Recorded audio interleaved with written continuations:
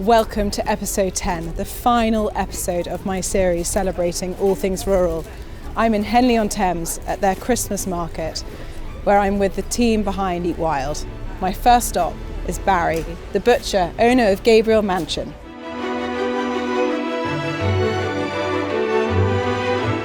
Hi Barry. Hi Tamara, nice to see you again. Lovely I'm very well. To see you You? again. All good? Very good. Thank you. This looks amazing. Thank you very much. It's feeling very Christmassy today with this Christmas market going on. Yeah, it's a lovely place. It's and that time of year. Heaving it's with busy. people. Lots of heaving people. with people. I struggled to get in the door. Always busy. So Barry, how long has this butcher's been with you and your family? So I've been here just over 20 years, but it's been a butcher's for about 130 years. Different people have owned it, not necessarily my family. Okay. I'm the first in my family to have owned it. And what made you take on a butcher's? I've been a butcher since I was 17, since I left school. The previous owner was my first boss, and I've worked with him since I was 17 in different shops, and then he bought this shop and I followed him and then bought it off him. How amazing. Yeah, it's great. And for me, butchers, growing up in my childhood, it always reminded me of communities, my family, my grandparents. The community to you must be so important. It's very important. And because Henley's such a beautiful town, we've got some really nice customers. Most of them I know on first name terms. I've been here a long time. Yeah. So it feels like a family unit. It's very good, yeah. And today you're very kindly going to give me a little lesson. Yeah, a little demo. We're going to make some sausages together. Okay. Should be some fun. I've never made sausages before. That's okay. Well, I'll go gentle on it. Okay, thanks.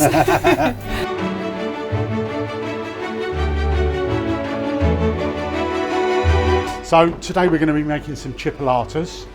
This is our power sausage filler. Okay. We've already got some meat in there ready to go. Okay, and what meat have we got in there? So we've got a pheasant sausage. We're making pheasant sausage. So we're doing pheasants in fleeces today. Ooh. So we're going to initially make the sausages. I've obviously got some that we made earlier. Yes. And we're going to wrap them in bacon and cook them off, and we're going to be giving them away to the customers later. And what makes a good sausage? Good ingredients. Okay. Just the stories of people putting all of the rubbish in there and all that. It might be true of some places, but when you come to a butcher's like us, it's all about good ingredients and making sure that we create something that's enjoyable. That's not just the waste products. It's it's a good quality product. Yeah. It's quite a weird texture, isn't it? Yes. This is the thing about, I think all of us find when we're eating food, we don't realise quite actually A, what goes into it, and B, how it's made. And I mean, my ripe old age, I have never known that this is how it's done. Now I'm going to pull that and then tie a little knot. Yeah. Okay.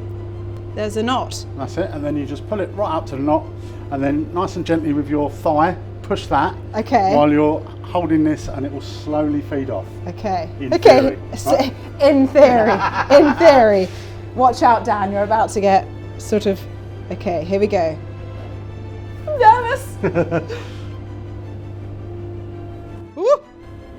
Okay, look at him go. A professional. Stop. That's it. Run out of skin. That's fine. Sorry. That's fine. Not a problem. So we'll just pinch that bit off there.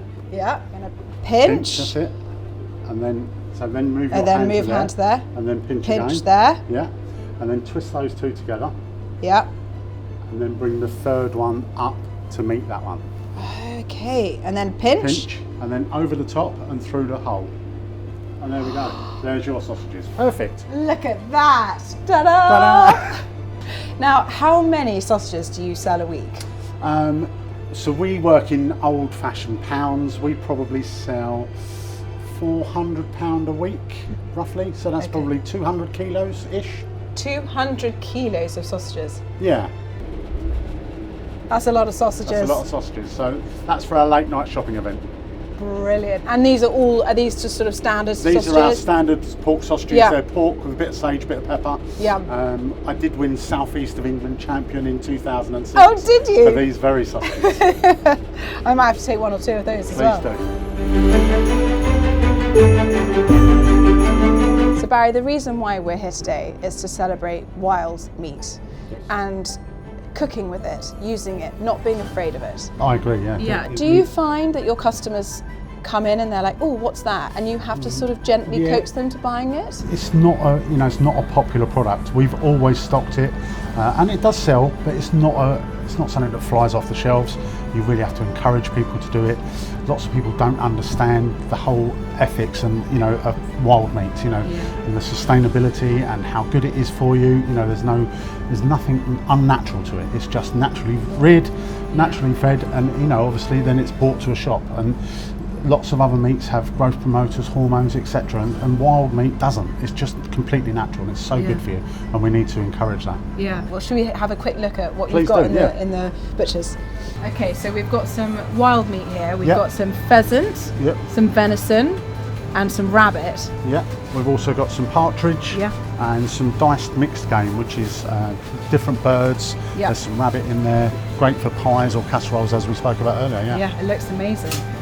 Well, I think this Christmas, I think we need to promote this and get people trying to be brave. Definitely. And cook a partridge instead of a chicken or a turkey. Yeah, not that that will as well feed very many. You're going to need a few. Yeah, that's it.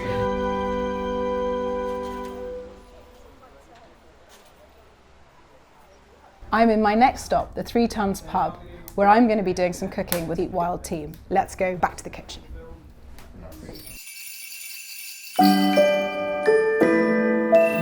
Okay, I'm in the kitchen at the 3 Tons in Henley on Thames, and I've got Henry and Leon here. Henry, what are you doing? What are you here? I'm the head chef here at the 3 Tons. We produce lovely local food here. We pioneer using local suppliers, and my ethos is simple food executed well with good ingredients, and you can't go too far wrong. And Leon, tell us about what you do. Yeah, I'm the Culinary Director for Eat Wild. We're a marketing development board for all things wild, and wild meat especially being one of them. What's really exciting for us today, being here with Henry at the 3 Tons, and we're just putting together, well, the sausages you made earlier for a start. We're going to do a few pheasants in fleeces. So we've got pheasant sausages, a bit of bacon. We're going to wrap them up, get them out for the front. But we're trying to get more people to interact and have a sense of association and a little bit more accessible with using wild meat. A lot of people are scared of it, don't really understand it. So what we do is try and give them an idea that they can use it. It's easy to use, and here at the 3 Tons they have a few things on their menu which are really quite simple, easy to eat, easy to interact with, and that's what we're here to do really today. Okay, let's get cooking. Awesome. Yeah.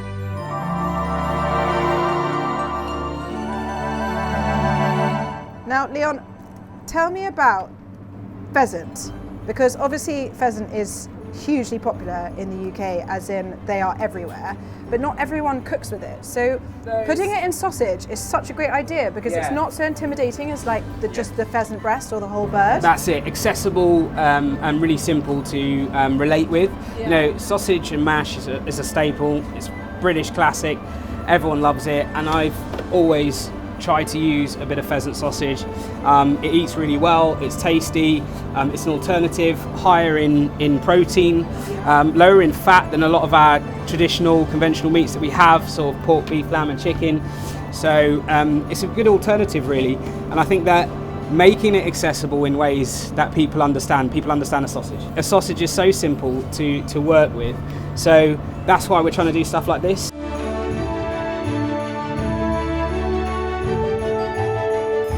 Okay, so we've done our sausages. Yes. Yep. Tick. Yes. We're now moving on to what looks like a delicious piece of steak. Tell me about this. It's more than that. We've got venison loin here. Fallow. Yes, fallow deer. Fallow deer. Fallow deer. So yeah, we've got obviously 6 species in the UK. Fallow is obviously one that's it's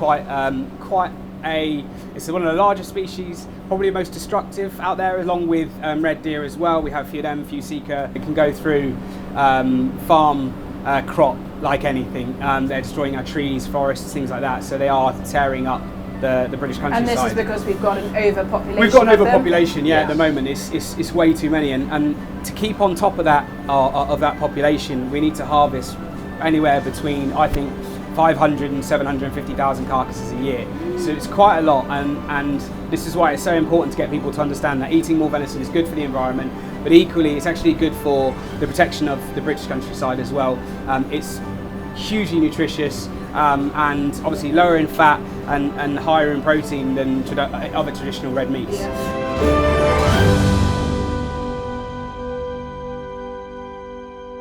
So Louisa and I have headed out into the middle of Henley on Thames, and we're going to see if we can find some members of the public who'd like to try our wild meat dishes, really. Yeah. And I've got pheasants wrapped in blankets. Yeah, really. pheasant in fleeces. Pheasant in fleeces. And you've got?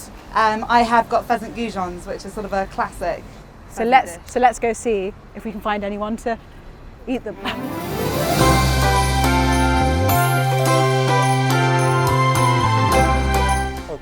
But that is much higher in protein, much leaner than chicken, so it's actually much better for you. It's actually really nice. And it gets to live in the wild, so it's had a really nice life before it ends up on your plate. Oh, okay. Do you want some? We've got people actually shouting for us. So this is a pheasant goujon. Oh, do you eat a lot of pheasant? I've had a few. Few, yeah. Do you want to try a bit? Go on then, I'll try a little bit. Yeah? But Yeah. That's what we're hoping to convert people. That's our aim, is to try and convert some people to start using wild meat. Can you sit? Oh, there you go, darling. Thank you so much. It's an aioli. Lovely. Have you eaten pheasant before? I think I have. Good, good, yeah. It's okay. I think I have. Most people we talk to actually haven't tried it, so that's why we're trying to get more people to eat it. Have you had pheasant before? No. No. So cooking with pheasant is amazing. It's basically a healthier option than chicken. It's it's a wild bird. It lives out, and they sell it in Gabriel Manchin, just there, the butchers.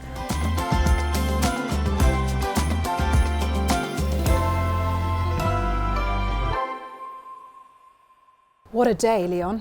What a day. I feel like we've had such a great success in putting out to the public just to try something different and not be scared and be brave and give it all a go and try this wild meat. Did a great job with a few people out there, didn't you, as well? Yeah, and it makes you feel so good, because when someone hasn't tried something before, and actually there were people that were frightened of it. Never tried it before. And then they tried it and they were like, oh my gosh, where can you get this? And I'm like, just there. And they go and buy it. And then that's one other person sold. So how important has today been? Yeah, I think for me, just to say thanks to everyone that's been a part of today, especially Barry and the team over there next door, the butchers, been phenomenal to help support this. The 3 tons here in Henley, phenomenal. Henry and his team and the girls, everyone up front of the house has put their effort and time. Louisa and I and yourself and down behind the cam as well. So it's to put that together, it takes a lot. But what we've done, what's really important is we're showing people how accessible wild meat can be. And here at the 3 tons, we've got a couple of bits in front of us left over from today, but we've got the terrine, which has flown out the door. Tamara's 3 tons terrine, if you want to call it, that's flown out as well. People have loved it. The goujons have been incredible. The venison Yorkshires, the pheasants in fleeces, so they've all flown really well. And I think what we're doing is we're getting the opportunity to show people how accessible it can be.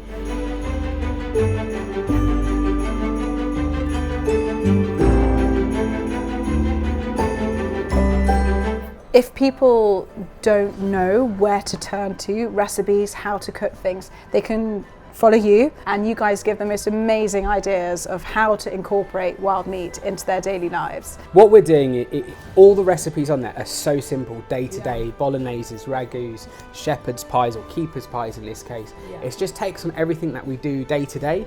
I certainly know that my children have an opportunity to try things like that because obviously of myself for cooking it, but equally I'm trying to incorporate it. They love a keeper's pie at home. My daughter has an obsession with coronation pheasant sandwiches for school. It kind of drives me a bit mad that that's the question she asks every week. Can we have coronation for seven? So it's always that. So, but we're trying to make it accessible, and we've seen that today. A couple of goujons left. We've got a terrine. We had the pheasant in fleeces. All of that is relatable. It's so easy to cook with. It's so simple. It's stuff that we do on a day to day. I'm pretty sure all families have sausage and mash at least once a month. At least. I mean, it has once a week in my house. And it is. It's a staple. And there's nothing wrong with having that pheasant sausage or asking your butcher to make pheasant sausages. They're a pretty simple recipe. They are straightforward. They do contain, well, in some cases, a little bit of pork fat. You can use beef fat. You can use other fats as well, but it's got to contain that. But what we had today, wrapped in bacon, it just kept the moisture inside. It ate really well, and it's having places like the 3 tons who just said today they're going to put it on their bar menu, pheasants in fleeces with some dips, which is fantastic. It's what we want. Eat Wild has you know, our donors have been fantastic over the years, and we're still looking for that as well. And it's growing. It's for us to grow and to get more wild meat and pheasant and things onto menus. Yeah. We have to start looking at the future. So the future looks like, obviously we've got the non-toxic ban coming in, so obviously we're moving away from lead, which is fantastic. It gives us an opportunity to metal detect and work with a metal detectable shot as well. Okay. It leaves us then with a shot-free product to use and innovate with. So we can look at these major high street chains, Greggs and all of those, looking at using more wild meat on menus because it's completely shot-free. Well, I just want to thank you and obviously everyone who came together today to make this film. It's just been, I've enjoyed it so much and I've learned so much, and I'm not that brave with my cooking, and I don't sort of go off my normal. So I think my family are going to be chuffed a bit, so I might come home with some different ideas. Good. That's good. Goujons. Yeah, exactly. Thank you very much, and I appreciate it. Cheers. Yeah, well, cheers to that. Very happy Christmas. Thank you very much.